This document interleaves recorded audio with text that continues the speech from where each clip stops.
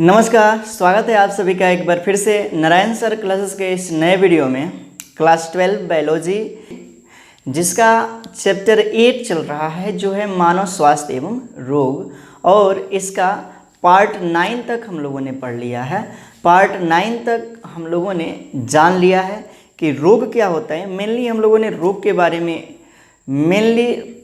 इस अध्याय में रोग के बारे में जानना था, और लगभग में सभी प्रकार के रोगों से मैंने परिचित करा दिया है, और कौन कौन से मनुष्य में रोग होते हैं और किस तरह से फैलते हैं, किसके कारण होते हैं, ये सारी बातें हमने कर लिया है। इसके साथ साथ मैंने जो है कुछ घातक रोगों के बारे में जो है विस्तार से बताया है, जैसे कि एड्स के बारे में और कैंसर के बारे में हमने बता दिया है। और इसके साथ ही साथ जो है प्रतिरक्षा तंत्र क्या होता है और हम लोग के शरीर में प्रतिरक्षा तंत्र इन रोगों से कैसे लड़ता है, ये सारी बातें जो है मैंने प्रीवियस वीडियो में बताया है। यदि आपने उसे नहीं देखा है तो प्लेलिस्ट में वीडियो है, उसे आप देख लीजिए। इस वीडियो में हम बात करने वाले हैं पार्ट 9 से आगे। पार्ट 9 में हमने कैंसर के बारे में बताया था, और इस वीडियो में अब हम शुरू करेंगे एक बहुत ही इम्पोर्टेंट टॉपिक जो होगा स्टेम कोशिका यानी कि स्टेम सेल। स्टेम सेल क्या होता है, यह बहुत ही इम्पोर्टेंट है AIPMT नीट के सिलेबस के अकॉर्डिंग, और इसे जानना बहुत ही ज़रूरी है क्योंकि यहाँ से बहुत सारे क्वेश्चन जो है एग्जामिनेशन में पूछे जाते हैं, चाहे वनडे एग्जामिनेशन हो या बोर्ड एग्जामिनेशन हो। तो ये आपके सिलेबस में दिया हुआ है और ये बहुत ही इम्पोर्टेंट है इसे जानना, क्योंकि यहाँ से जो है क्वेश्चन बनते हैं। तो इस चीज़ को आप लोग पढ़िए, क्या है स्टेम सेल यानी कि स्टेम कोशिका, इसके बारे में। जैसे कि कई बार इसी से रिलेटेड एक क्वेश्चन पूछा है AIPMT में, नीट में, जो है क्या टोटिपोटेंट सेल क्या है। टोटिपोटेंट सेल क्या है, जिसको हिंदी में बोला जाता है पूर्ण शक्त कोशिका। तो टोटिपोटेंट सेल क्या है, इसके बारे में इसी पार्ट में इसका आंसर मिलने वाला है। तो बने रहिए हमारे इस चैनल पर और इस वीडियो में। और अभी आप इस चैनल पर नए हैं तो वीडियो को अंत तक देखिए। यदि आपको अच्छा लगे तो आप चैनल को सब्सक्राइब कीजिएगा और इसे अपने मित्रों में ज़्यादा से ज़्यादा शेयर कीजिएगा। वीडियो अच्छा लगता है तो आप इसे लाइक करना मत भूलिएगा। तो शुरू करते हैं आज का ये सेशन जो होगा क्लास 12 बायोलॉजी चैप्टर 8 मानव स्वास्थ्य और रोग का पार्ट 10। तो इसमें हमें जानना है स्टेम सेल के बारे में, यानी कि स्टेम सेल है क्या, स्टेम कोशिका है क्या। तो बहुत सारे क्वेश्चन यहाँ से पूछे जाते हैं, और जिसमें से सबसे बेस्ट क्वेश्चन पूछा जाता है वही टोटिपोटेंट सेल के बारे में। टोटिपोटेंट सेल क्या है, तो इसका आंसर इसी में मिलने वाला है। सबसे पहले हम जान लेते हैं स्टेम सेल क्या होता है। तो स्टेम सेल बहुकोशिकीय जीवों में पाई जाने वाली एक ऐसी कोशिका है जिनमें ये क्षमता होती है कि वह शरीर की सभी कोशिकाओं को बनाने में सक्षम हो। यानी कि वह सेल, वह विशेष प्रकार की सेल जो शरीर में सभी प्रकार की कोशिकाओं को बनाने में सक्षम होती हैं, कहलाती हैं स्टेम कोशिका यानी कि स्टेम सेल। यानी कि शरीर में सभी प्रकार की कोशिकाओं को बनाने में जो सेल सक्षम होती हैं उसे ही कहा जाता है स्टेम कोशिका। यानी कि शरीर में ऐसी विशिष्ट कोशिकाएं जो प्रत्येक प्रकार की कोशिकाओं को बनाने में सक्षम होती हैं स्टेम कोशिका कहलाती हैं। जैसे कि एक कोशिका जो RBC को बना दे, एक कोशिका जो कि पेशियों की कोशिकाओं को बना दे, ऐसी कोशिका जो कि नर्व सेल को बना दे यानी कि तंत्रिका तंत्र की कोशिकाओं को बना दे, यानी कि सभी प्रकार की कोशिकाओं को बना दे। ऐसी कोशिका जो शरीर में सभी प्रकार की कोशिकाओं को बनाने में सक्षम होती हैं उसे ही कहा जाता है स्टेम कोशिका यानी कि स्टेम सेल। तो जो प्रत्येक प्रकार की कोशिकाओं को बनाने में सक्षम हो। अब जो है बात आती है टोटिपोटेंट सेल के बारे में। टोटिपोटेंट सेल क्या होती है, तो जो कोशिका शरीर में सभी प्रकार की, प्रत्येक प्रकार की कोशिका को बनाने में सक्षम होती है उसी को बोला जाता है टोटिपोटेंट सेल। जैसे कि जाइगोट, अभी इसके बारे में हमने अध्याय 3 में, लेसन 3 में बताया हुआ है। यहाँ पर भी थोड़ा सा डिस्कशन करेंगे इसके बारे में आगे चल करके। तो जो जाइगोट होता है वह पूरे शरीर की कोशिकाओं को बना देता है, पूरा शरीर बना देता है। तो जाइगोट क्या है? एक प्रकार का टोटीपोटेंट सेल है। यानी कि टोटीपोटेंट सेल एक ऐसी विशिष्ट प्रकार की कोशिका है जो शरीर की सभी कोशिकाओं को बना दे। बातें समझ में आ गई आप लोगों को कि टोटीपोटेंट सेल क्या होती हैं? तो ऐसी कोशिका, ऐसी विशिष्ट कोशिका जो शरीर की सभी प्रकार की कोशिका को बना दे, किसी को छोड़े नहीं, सभी प्रकार की कोशिका को बना दे, उसी को बोला जाता है टोटीपोटेंट सेल। तो बात आप लोगों ने समझ लिया होगा कि ये स्टेम सेल क्या होता है। तो स्टेम सेल वे कोशिका होती हैं जो किसी भी कोशिका को, शरीर में किसी भी कोशिका को बनाने में सक्षम होती है। यानी कि शरीर में सभी प्रकार की कोशिकाओं को बनाने में जो कोशिका सक्षम होती है उसी कोशिका को कहा जाता है स्टेम कोशिका, यानी कि स्टेम सेल, उसी को कहते हैं स्टेम सेल। आइए इसे नोट कर लेते हैं, स्टेम सेल क्या है। तो बहुकोशिकीय जीवों की ऐसी कोशिकाएं, बहुकोशिकीय जीवों की ऐसी कोशिकाएं, बहुकोशिकीय जीवों की ऐसी कोशिकाएं जो कोशिका विभाजन द्वारा, कोशिका विभाजन द्वारा उसी प्रकार की असंख्य कोशिकाएं उत्पन्न कर सके,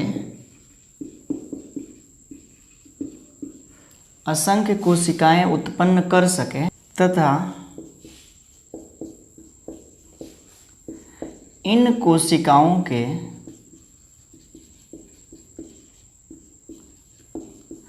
विभिन्न से, विभिन्न का मतलब होता है भिन्न भिन्न, यानी कि विभिन्न प्रकार की कोशिकाएं, तो तथा इन कोशिकाओं के विभिन्न से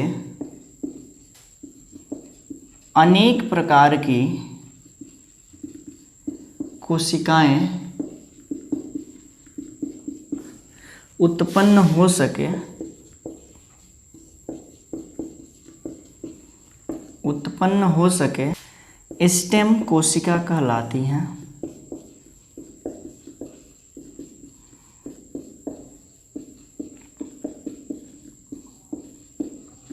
स्टेम कोशिका कहलाती है। स्टेम कोशिका, स्टेम कोशिका प्रत्येक प्रकार के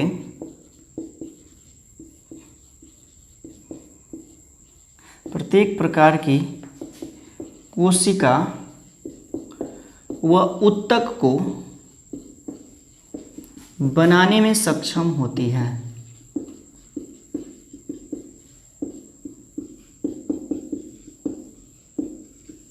बनाने में सक्षम होती है। क्या मतलब कि बहुकोशिकीय जीवों की ऐसी कोशिकाएं जो कोशिका विभाजन द्वारा, कोशिका विभाजन का मतलब क्या, एक कोशिका दो कोशिकाओं में विभाजित होगी, फिर आगे की ओर ये विभाजित होती चली जाएगी, यही कोशिका विभाजन है।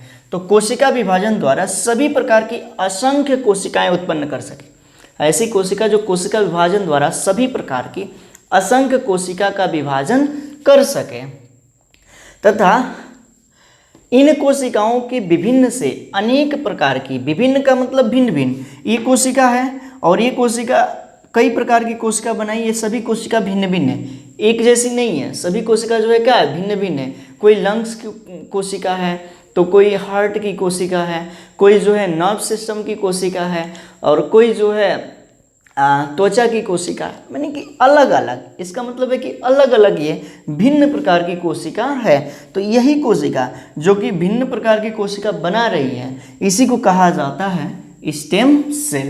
यानी कि भिन्न प्रकार से अनेक प्रकार कोशिकाएं उत्पन्न हो सके, अनेक प्रकार की कोशिकाएं, अनेक प्रकार की कोशिकाएं उत्पन्न हो सके, इसी कोशिका को बोला जाएगा स्टेम कोशिका।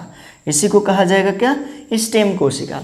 स्टेम कोशिका प्रत्येक प्रकार की कोशिका व उत्तक को बनाने में सक्षम होती है, यानी कि सभी प्रकार के उत्तक व कोशिकाओं को बनाने में यह सक्षम होती है। इतनी बातें जो है आप लोगों ने समझ लिया।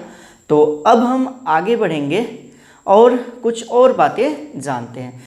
जैसा कि मैंने आप लोगों को बताया है मानव जनन में अध्याय 3 में, जिसमें बताया गया है कि नर युग्मक और मादा युग्मक के संयोजन से मिलने से जाइगोट बनता है और वह जाइगोट धीरे धीरे डेवलप होकर ब्लास्टोसिस बनाता है और ब्लास्टोसिस से नई संतति की उत्पत्ति होती है, मतलब कि नया संतान उत्पन्न होता है।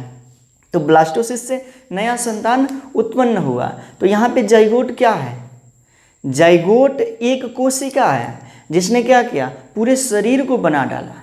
तो जाइगोट एक कोशिका है जिसने पूरे शरीर को बना डाला। जाइगोट यानी कि युग्मनज। और यहाँ पे यह जाइगोट या युग्मनज क्या कहलाएगा? तो एक प्रकार का स्टेमी सेल न कहलाएगा, जिसने क्या किया, पूरे शरीर को बना दिया।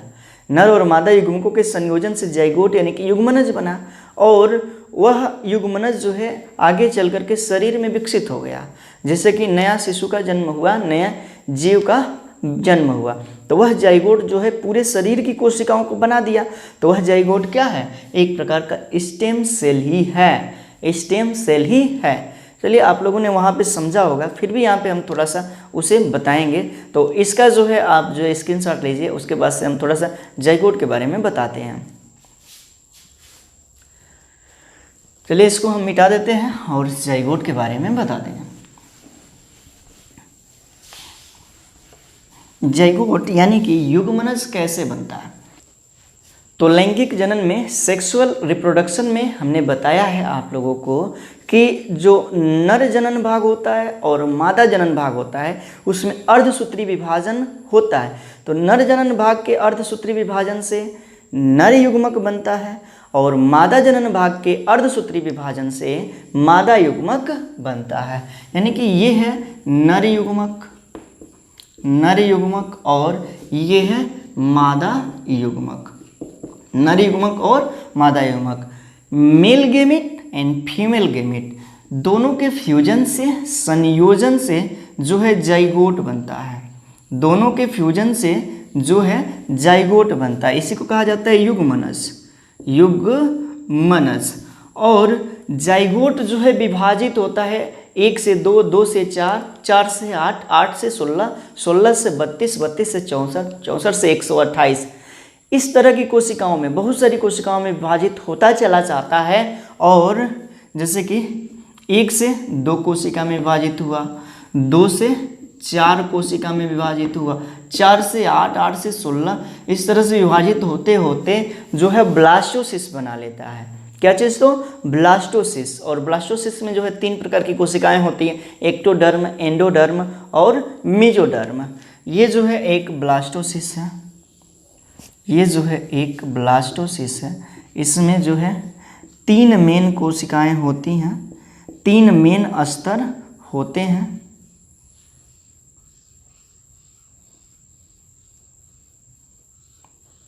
तीन मेन स्तर इसमें होते हैं। उसी चीज़ को हम यहाँ पे बनाने का प्रयास करेंगे, केवल दिखाएंगे कि ये 3 स्तर कौन कौन से होते हैं।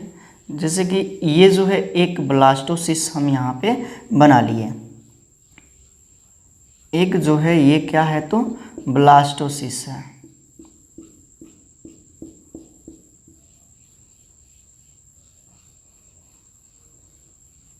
इसमें 3 स्तर दिखाई दे रहे हैं। सबसे बाह्य स्तर जो है उसे कहा जाता है एक्टोडर्म, एक्टोडर्म। उसके बाद से बीच वाला जो है मेसोडर्म, मेसोडर्म। और सबसे अंदर वाला जो है एंडोडर्म, एंडोडर्म। तो ये 3 स्तर हैं और यही 3 स्तर क्या करते हैं? तो पूरे शरीर की कोशिकाओं को बना देते हैं। ये वाला जो है ब्लास्टोसिस है, ब्लास्टोसिस, ब्लास्टोसिस।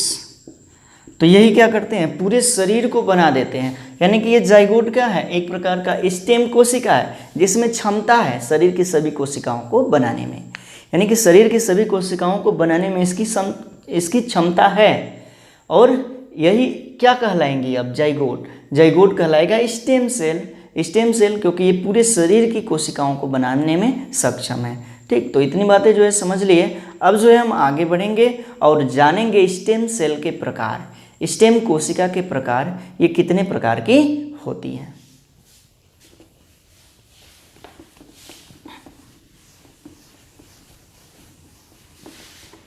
क्या जानेंगे? स्टेम कोशिका के प्रकार।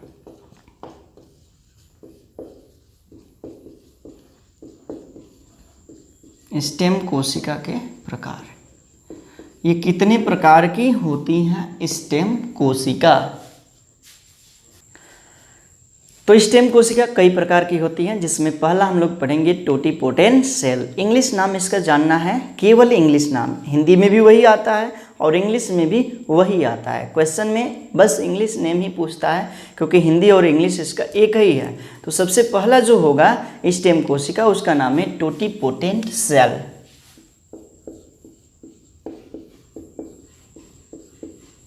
टोटिपोटेंट सेल यानी कि टोटिपोटेंट स्टेम कोशिका। ये है क्या टोटिपोटेंट स्टेम कोशिका? तो ये ऐसी कोशिका है जो शरीर में प्रत्येक कोशिकाओं को बना सके, शरीर की सभी कोशिकाओं को बना सके। ऐसी कोई कोशिका नहीं है जिसे ये नहीं बना पाएगा। तो शरीर में सभी प्रकार की कोशिकाओं को बनाने में ये सक्षम होती है। यानी कि ऐसी स्टेम सेल, ऐसी स्टेम कोशिका जो शरीर की सभी कोशिकाओं को बनाने में सक्षम होती है, इसे कहा जाता है टोटिपोटेंट सेल। तो इसकी परिभाषा लिखेंगे कि ऐसी स्टेम कोशिका जो शरीर की प्रत्येक, ऐसी स्टेम कोशिका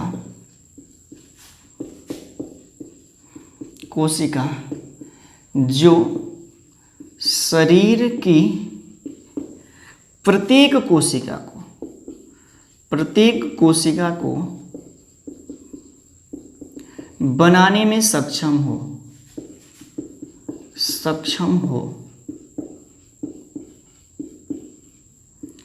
ऐसी कोशिका जो शरीर की प्रत्येक कोशिका को बनाने में सक्षम हो, टोटिपोटेंट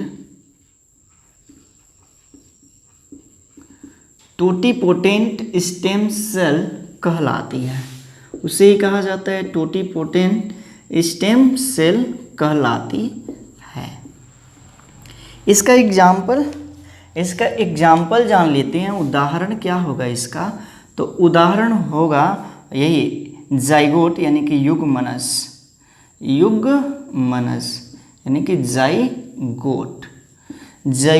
जाइगोट परिवर्तित हो जाता है किसमें? कोशिका विभाजित कर करके ब्लास्टोसिस में, यानी कि इसे कहेंगे सेल्स ऑफ ब्लास्टोसिस। जाइगोट के बाद क्या बनेगा? तो सेल्स ऑफ ब्लास्टोसिस।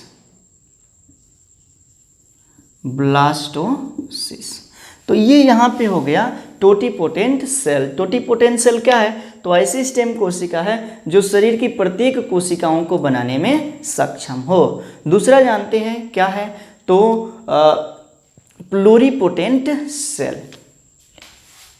दूसरा जान लेते हैं।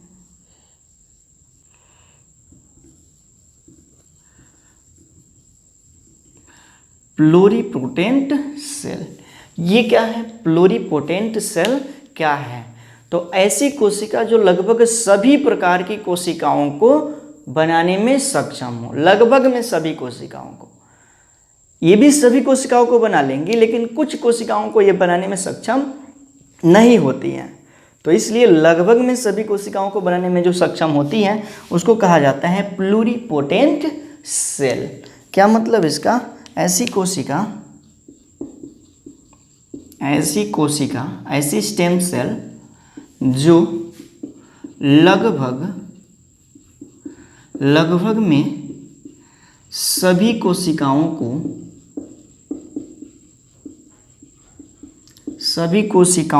बनाने में सक्षम हो, क्या कहलाती हैं? तो प्लूरिपोटेंट सेल कहलाती हैं, यानी कि प्लूरिपोटेंट कोशिका कहलाती हैं। इसका एग्जाम्पल क्या होगा? Inner cells of blastocyst. इसका उदाहरण हो जाएगा इनर सेल्स ऑफ ब्लास्टोसिस। ये है इसका example, inner cells of blastocyst. उसके बाद से तीसरा जाना जाएगा मल्टीपोटेंट सेल। मल्टीपोटेंट सेल क्या होता है, तीसरा होगा, तो इसका स्क्रीनशॉट लीजिए, उसके बाद से तीसरा बता रहे हैं। आइए जान लेते हैं तीसरा क्या है।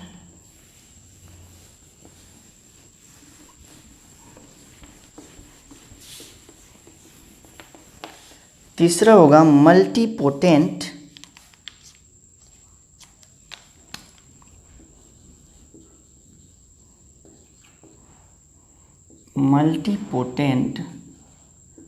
सेल। मल्टीपोटेंट सेल क्या होती है? मल्टीपोटेंट सेल क्या है? तो ऐसी कोशिका जो सभी प्रकार की कोशिकाओं को तो नहीं, लेकिन शरीर में अनेक प्रकार की कोशिकाओं को बना सके। यानी कि सभी प्रकार की कोशिकाओं को नहीं बना सकती हैं, लेकिन अनेक प्रकार की कोशिकाओं को बना सकती हैं। ऐसी कोशिका जो है कहलाती है मल्टीपोटेंट सेल। ऐसी कोशिका को कहा जाता है मल्टीपोटेंट सेल। जैसे कि हमारे शरीर में जो बोन मैरो है, यानी कि लाल अस्थि मज्जा की कोशिकाएं, ये जो है आरबीसी को बना सकती हैं, डब्ल्यूबीसी को बना सकती हैं, प्लेटलेट्स बना सकती हैं, लेकिन हमारी त्वचा की कोशिकाओं को नहीं बना सकती हैं। यानी कि अनेक प्रकार की कोशिकाओं को तो बना सकती हैं, लेकिन सभी प्रकार की कोशिकाओं को नहीं बना सकती हैं। उसी को कहा जाता है मल्टीपोटेंट सेल। मल्टीपोटेंट सेल लिख लेते हैं इसके बारे में। तो ऐसे स्टेम कोशिकाएं जो अनेक प्रकार की कोशिकाओं को बनाने में सक्षम होती हैं, ऐसी स्टेम कोशिकाएं जो अनेक प्रकार की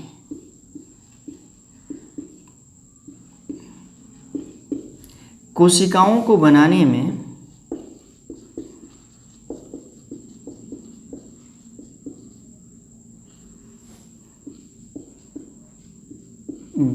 में सक्षम होती हैं, सक्षम होती है। क्या कहलाती है? मल्टीपोटेंट सेल कहलाती हैं। जैसे लाल अस्थि मज्जा कोशिकाएं, जैसे हो जाएगा लाल अस्थि मज्जा कोशिकाएं कैसी कोशिकाएं हैं? तो मल्टीपोटेंट सेल है। डब्ल्यूबीसी को भी बनाएगी, आरबीसी को भी बनाएगी, उसके बाद से जो है प्लेटलेट्स को भी बनाएगी, लेकिन यह जो है किसे नहीं बना सकती है? हमारी त्वचा की कोशिकाओं को नहीं बना सकती। बहुत सारी कोशिकाएं ये नहीं बना सकती है। मतलब क्या? ऐसी कोशिकाएं जो अनेक प्रकार की कोशिकाओं को बना सके, सभी प्रकार की नहीं, अनेक प्रकार की, तो ऐसी कोशिकाओं को कहा जाता है मल्टीपोटेंट सेल। अगला क्या है? तो अगला नंबर पे आएगा यूनिपोटेंट सेल। यूनिपोटेंट सेल चौथा।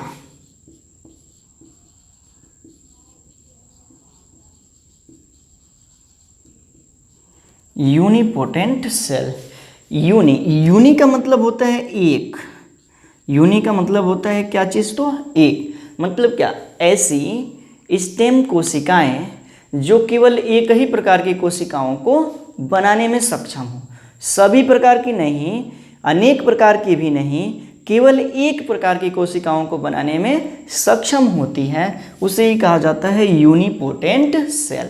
ऐसी स्टेम सेल जो केवल एक ही प्रकार की कोशिकाओं को बनाने में सक्षम हो, उसे कहेंगे यूनिपोटेंट सेल।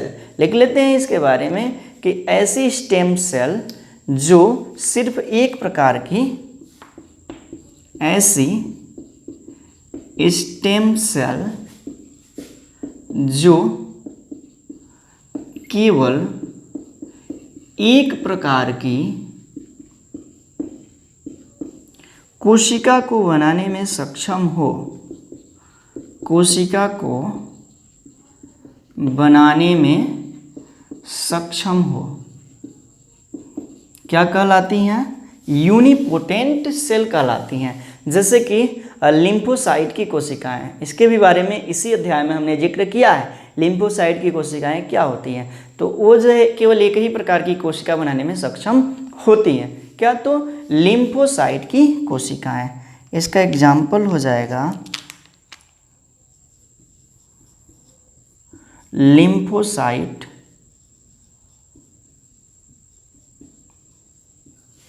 की कोशिकाएं, लिम्फोसाइट की कोशिकाएं, ये इसके लिए एग्जाम्पल हो जाएगा यूनिपोटेंट सेल के लिए।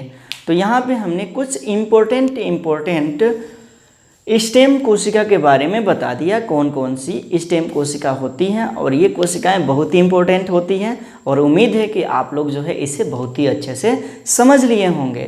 अब हम आगे पढ़ेंगे अंग प्रत्यारोपण के बारे में।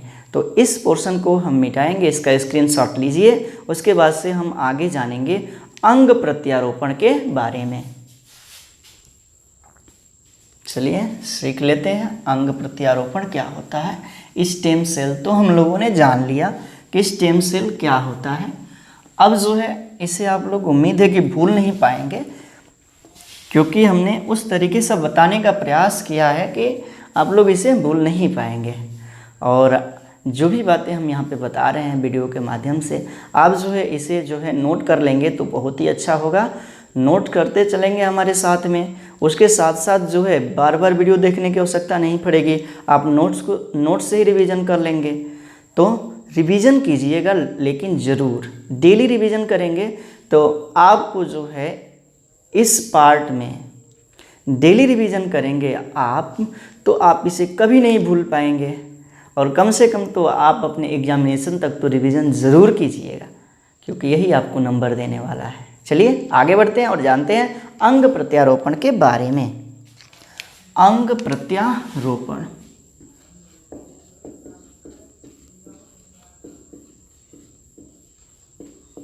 ये क्या होता है? अंग प्रत्यारोपण, इसको इंग्लिश में बोला जाता है आर्गन ट्रांसप्लांटेशन।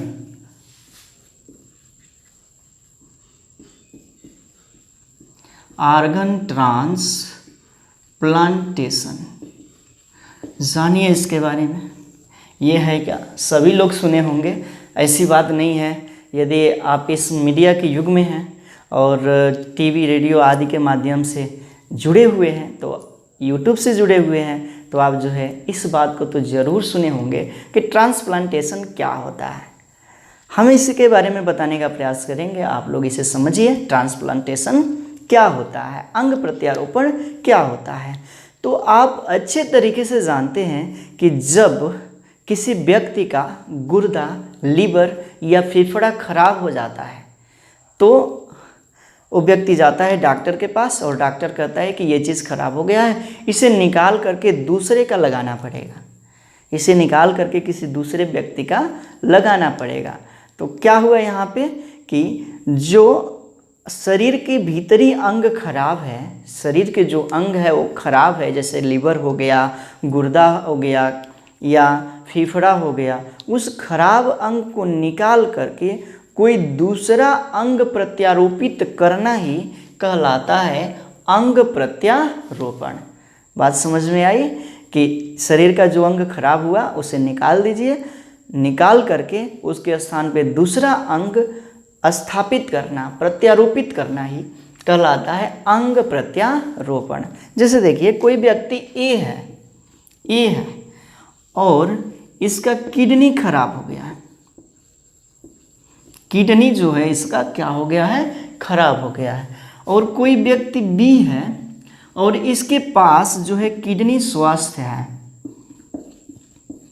किडनी क्या है? तो स्वस्थ है। तो बी जो है क्या करता है कि अपनी किडनी इसको डोनेट करता है, यानी कि दान करता है, यानी कि बी की किडनी ए में स्थापित किया जाता है, इसकी खराब किडनी को निकाल करके, और यही कहलाता है अंग प्रत्यारोपण। इसकी किडनी को, इसके अंग को, आर्गन को निकाल करके इसके आर्गन में रोपित किया गया, स्थापित किया गया, ट्रांसप्लांटेशन किया गया। इसे ही कहेंगे आर्गन ट्रांसप्लांटेशन। जिस व्यक्ति में अंग स्थापित किया जाता है किसी दूसरे का, उस व्यक्ति को कहा जाता है रिसिपेंट, यानी कि प्राप्तकर्ता। यानी कि ये क्या होगा, प्राप्तकर्ता कहलाएगा, यानी कि रिसिपिएंट, रिसिपिएंट। उसके बाद से जो व्यक्ति देता है अपना अंग, जो व्यक्ति किसी दूसरे को देता है उसे कहा जाता है दाता, अंगदाता, यानी कि डोनर। ये है अंगदाता यानी कि डोनर। ठीक, तो इतनी बातें समझ लिए, दाता क्या होता है और अंगदाता क्या होता है और प्राप्तकर्ता क्या होता है। तो यहाँ पे हमने बताने का प्रयास किया है आप लोगों को कि अंग प्रत्यारोपण क्या होता है, यानी कि किसी दूसरे व्यक्ति के स्वस्थ अंग को किसी रोगी व्यक्ति के खराब अंग को निकाल करके उसमें उससे स्थापित करना ही कहलाता है अंग प्रत्यारोपण। ठीक, तो इसके बारे में हम लिख लेंगे क्या, तो किसी, इसके बारे में लिखते हैं यहाँ पे, जब किसी व्यक्ति के शरीर से एक स्वास्थ्य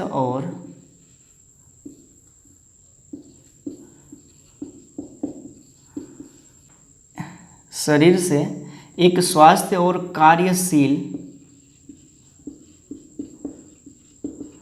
अंग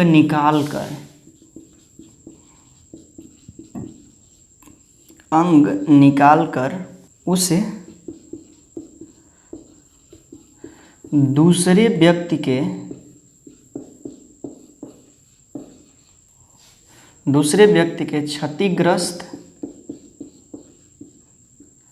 क्षतिग्रस्त या विफल अंग की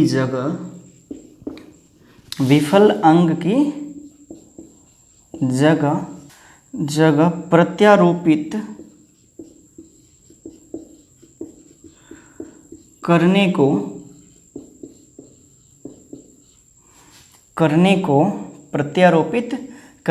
अंग प्रत्यारोपण कहते हैं।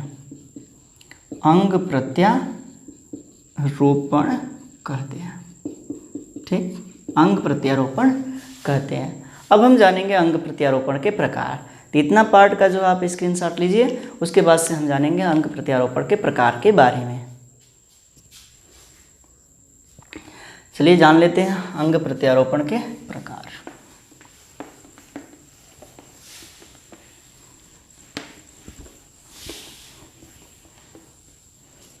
अंग प्रत्यारोपण के प्रकार। तो अंग प्राप्तकर्ता तथा अंगदाता की प्रकृति के आधार पर अंग प्रत्यारोपण कई प्रकार के होते हैं। अंग प्राप्तकर्ता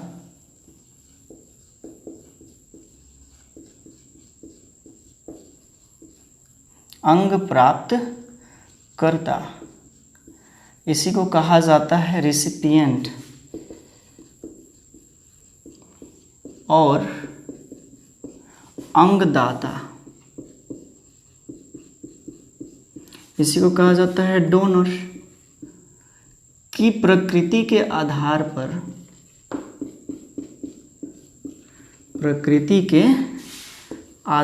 पर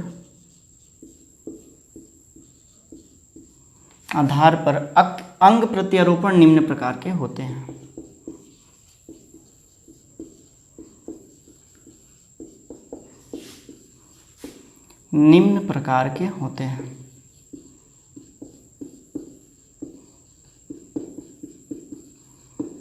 अंग प्रत्यारोपण निम्न प्रकार के होते हैं। क्या मतलब कि अंगदाता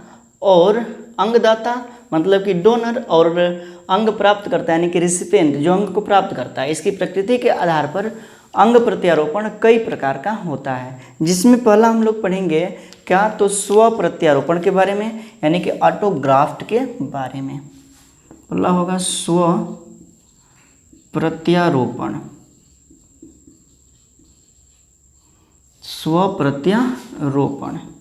जिसको इंग्लिश में कहेंगे ऑटोग्राफ्ट।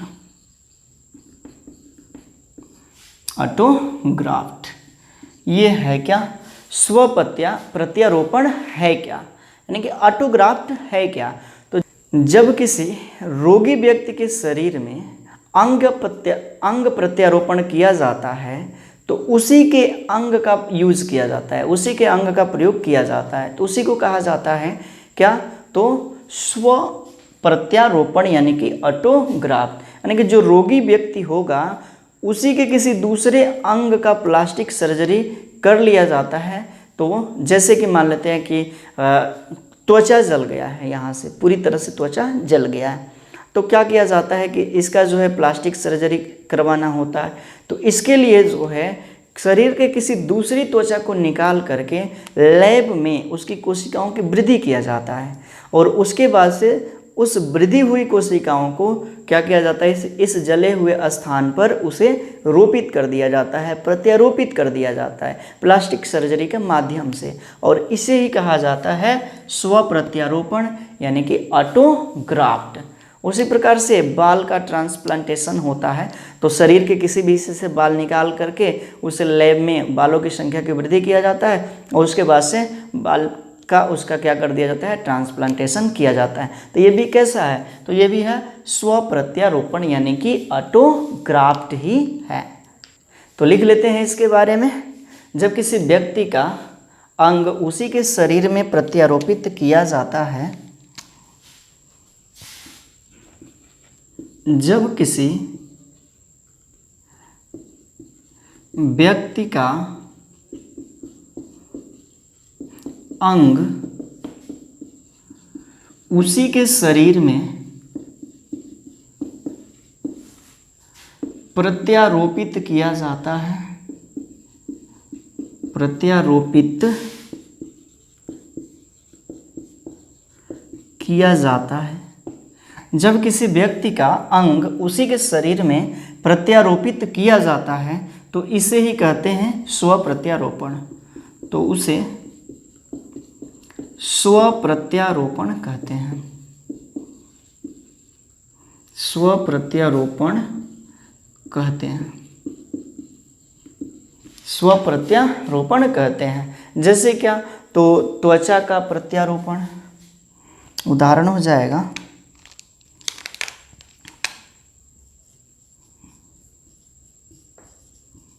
त्वचा का प्रत्यारोपण यानी कि त्वचा का प्लास्टिक सर्जरी या ट्रांसप्लांटेशन किस प्रकार का प्रत्यारोपण है? तो यह है स्व प्रत्यारोपण यानी कि ऑटोग्राफ्ट। अगला हम जान लेते हैं जो होगा अपरा प्रत्यारोपण। अपरा प्रत्यारोपण अगला दूसरा नंबर पे अपरा प्रत्यारोपण, अलोग्राफ्ट, इसे इंग्लिश में अलोग्राफ्ट कहा जाता है। ये है क्या? अपरा प्रत्यारोपण। जब किसी व्यक्ति के शरीर में किसी दूसरे व्यक्ति के शरीर का अंग निकाल कर ट्रांसप्लांटेशन किया जाता है यानी कि प्रत्यारोपण किया जाता है तो उसे कहा जाता है अपरा प्रत्यारोपण। उसे जो है अपरा प्रत्यारोपण, जैसे कि किडनी खराब हो गया तो किसी दूसरे व्यक्ति का किडनी जो है क्या किया जाएगा? ट्रांसप्लांटेशन किया जाएगा।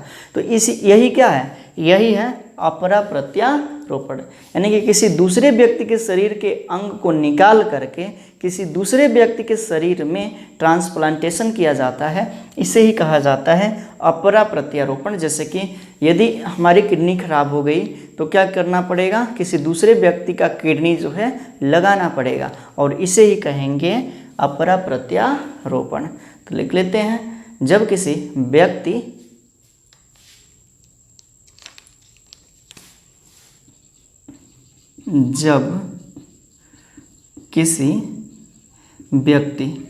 ये व्यक्ति कौन सा होगा? रिसिपिएंट होगा। जब किसी व्यक्ति कैसा होगा? रिसिपिएंट होगा के शरीर में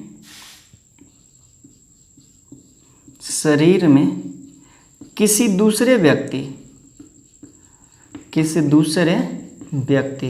अब यह दूसरा व्यक्ति कौन सा होगा, दाता होगा यानी कि डोनर होगा। डोनर के अंग को प्रत्यारोपित किया जाता है तो उसे क्या कहेंगे, अपरा प्रत्यारोपण। इसे ही कहा जाएगा अपरा प्रत्यारोपण, यानी कि किसी दूसरे व्यक्ति का अंग किसी दूसरे व्यक्ति के शरीर में प्रत्यारोपित करना यानी कि ट्रांसप्लांटेशन करना कहलाता है अपरा प्रत्यारोपण। इसे कहेंगे अपरा प्रत्यारोपण। जैसे कि गुर्दे का प्रत्यारोपण हो गया, आँख का प्रत्यारोपण हो गया या आंत का प्रत्यारोपण हो गया। लिख लेते हैं, जैसे गुर्दे का प्रत्यारोपण, आँख का प्रत्यारोपण,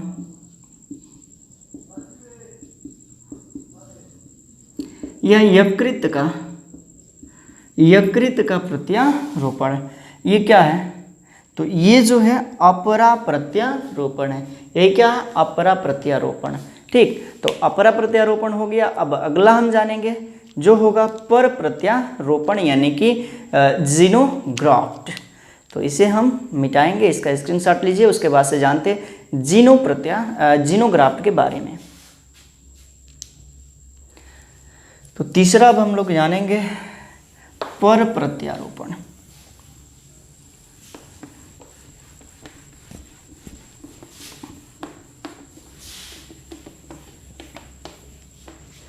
तीसरा हो जाएगा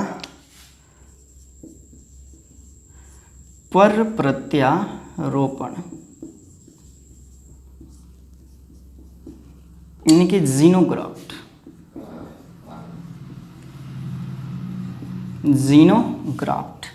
ये क्या होता है, पर प्रत्यारोपण।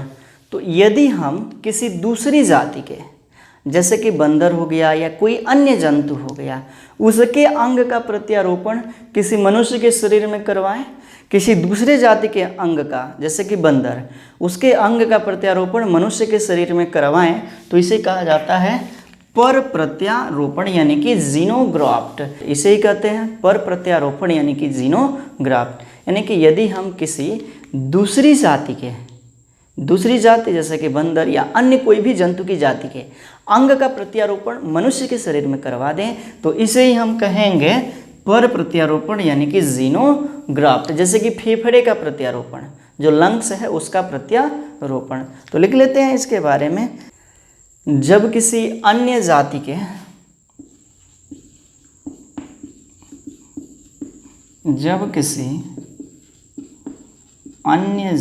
के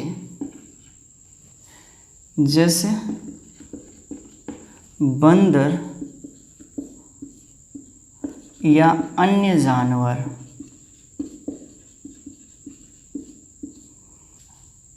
का अंग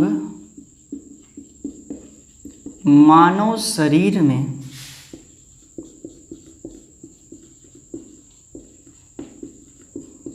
प्रत्यारोपित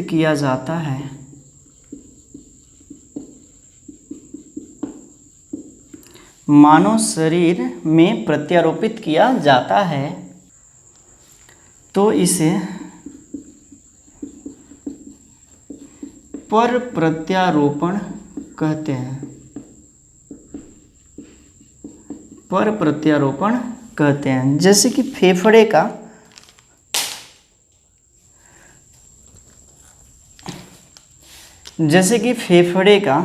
प्रत्यारोपण,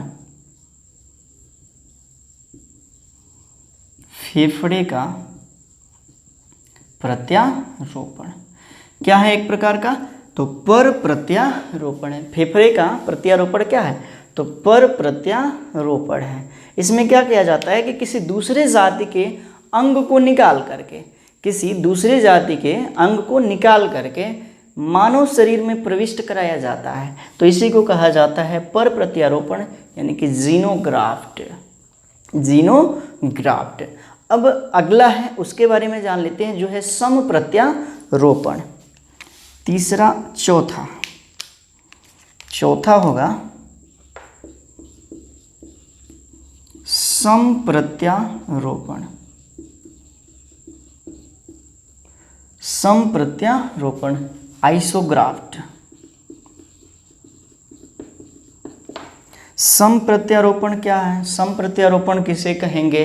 तो जब जुड़वा बच्चों के शरीर में अंग का ट्रांसप्लांटेशन किया जाता है, मतलब कि जुड़वा बच्चे होंगे और एक जुड़वे का अंग दूसरे जुड़वे के अंग में प्रत्यारोपित किया जाता है, जिनकी जीनी संरचनाएं समान हो, जिनकी जीनी संरचनाएं यानी कि डीएनए मिलते जुलते हों, तो ऐसे जुड़वा बच्चों में जो है अंग प्रत्यारोपण किया जाता है। तो इसे कहा जाता है समप्रत्यारोपण यानी कि आइसोग्राफ्ट। इसे कहेंगे समप्रत्यारोपण यानी कि आइसोग्राफ्ट। बात समझ में आई? तो इसे लिख लेते हैं। समप्रत्यारोपण क्या है? तो जब हम ट्विंस के बीच प्रत्यारोपण करें, यानी कि यमज के बीच, जुड़वा बच्चों के बीच अंग का ट्रांसप्लांटेशन करें, तो यही हो जाएगा समप्रत्यारोपण।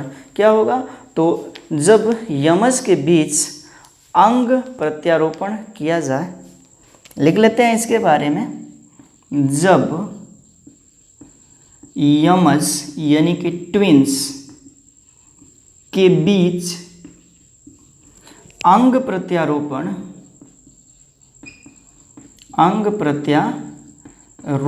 किया जाए तो उसे क्या कहेंगे? समप्रत्यारोपण। समप्रत्यारोपण कहते हैं। समप्रत्यारोपण कहते हैं। एक जब ट्विंस के बीच क्या किया जाता है? तो अंग का प्रत्यारोपण किया जाता है, यानी कि आर्गन ट्रांसप्लांटेशन किया जाता है, तो इसे कहा जाता है समप्रत्यारोपण यानी कि आइसोग्राफ्ट। इनमें क्या होता है? इन ट्विंस की जो जीनी स्ट्रक्चर होती हैं, डीएनए संरचनाएं होती हैं, दोनों में वो सेम होती हैं, एक जैसी होती हैं। ठीक, इतनी बातें समझ लिया गया। अब जो है हम आगे जानेंगे कुछ बातें। तो देखिए, एक और इम्पोर्टेंट पॉइंट आता है, आर्गन ट्रांसप्लांटेशन की कुछ समस्याएं होती हैं। वो क्या है? ये समस्याएं क्या है? अंग प्रत्यारोपण की सबसे बड़ी समस्या ये है कि जब हम किसी दूसरे व्यक्ति के शरीर में स्वास्थ्य व्यक्ति के शरीर का अंग निकाल कर प्रत्यारोपित करते हैं, स्वास्थ्य व्यक्ति के शरीर से अंग को निकाल करके किसी दूसरे व्यक्ति के शरीर में अंग का प्रत्यारोपण करते हैं, तो उसका शरीर, जिसके शरीर में अंग प्रत्यारोपित किया गया है, उसका जो शरीर है उस स्वस्थ व्यक्ति के शरीर के अंग को रिजेक्ट कर देता है, जिस कारण से जो अंग प्रत्यारोपण है वो विफल हो जाता है। अंग प्रत्यारोपण जो है क्या हो जाता है? विफल हो जाता है। ऐसा क्यों होता है? जैसा कि हमारे शरीर में अगर किडनी खराब हो गई है, तो हम किसी दूसरे व्यक्ति की किडनी का प्रत्यारोपण अपने शरीर में कराते हैं, तो हमारा शरीर क्या करता है? तो उस किडनी को रिजेक्ट कर देता है, जिस कारण से जो अंग प्रत्यारोपण है वह विफल हो जाता है। अंग प्रत्यारोपण है क्या हो जाता है? तो विफल हो जाता है। ऐसा क्यों होता है? तो इसके बारे में मैंने इसी अध्याय में बताया है। इसी अध्याय में इसके बारे में मैंने खूब अच्छे से बताया हुआ है कि ऐसा क्यों होता है। जैसे कि हमारा शरीर जो है, हमारा शरीर अपनी कोशिकाओं को और दूसरी कोशिकाओं को भली भांति पहचानता है, पहचानने में सक्षम होता है। जैसे कि कोई रोगाणु हमारे शरीर में प्रवेश करता है, तो हमारा शरीर उसे पहचान लेता है कि ये बाहरी चीज़ है, बाहरी कोशिका है, उसे मार देना है, तो उसके अनुरूप जो है क्या करता है? एंटीबॉडी बनाता है। उसके अनुरूप क्या करता है? तो एंटीबॉडी बनाता है, और एंटीबॉडी जो है उसे मार देता है, उस रोगाणु को जो है क्या कर देता है? मार देता है। ठीक उसी प्रकार से किसी दूसरे व्यक्ति का अंग अपने शरीर में प्रत्यारोपित किया जाता है, तो हमारा शरीर जो है उस दूसरे व्यक्ति की कोशिका को, अंग को पहचान लेता है और उसके विरुद्ध एंटीबॉडी बनाता है, और जिस कारण कि क्या हो जाता है? अंग प्रत्यारोपण विफल हो जाता है। आई बात समझ में कि अंग प्रत्यारोपण क्यों विफल हो जाता है? यही कारण है।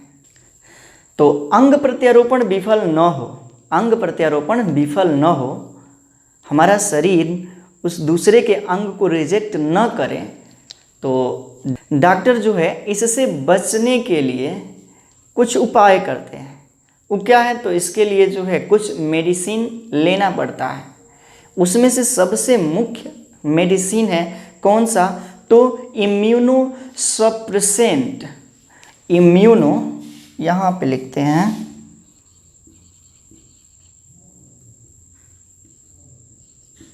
Immuno suppressant. इसी को हिंदी में कहा जाता है, इसी औषधि को हिंदी में कहा जाता है प्रतिरक्षा निषेधात्मक।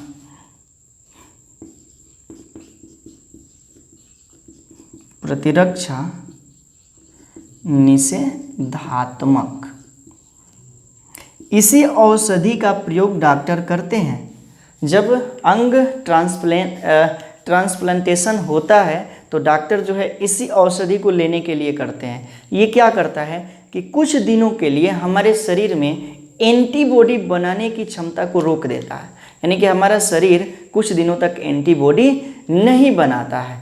तब तक क्या होता है कि इस अंग की कोशिकाओं को हमारा शरीर जो है अपनी कोशिकाओं में मिला लेता है, मान लेता है कि क्या है, यह अंग अपने ही शरीर की कोशिका है, और फिर जो है वह प्रत्यारोपण, अंग प्रत्यारोपण सफल हो जाता है।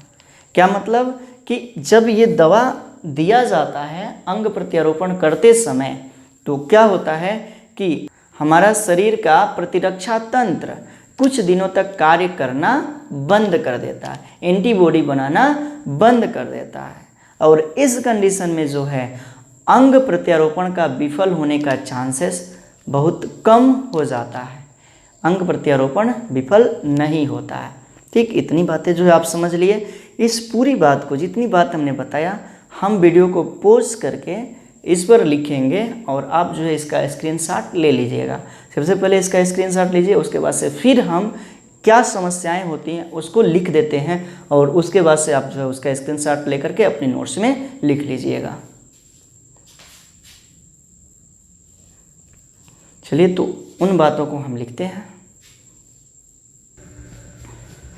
तो जितनी भी सारी बातें हमने अभी बताया, ये सारी बातें हमने इस बोर्ड पे लिख दिया है। क्या, तो अंग प्रत्यारोपण की सबसे बड़ी समस्या यह है कि ग्राही के शरीर में प्रत्यारोपित अंग को अस्वीकार कर देना।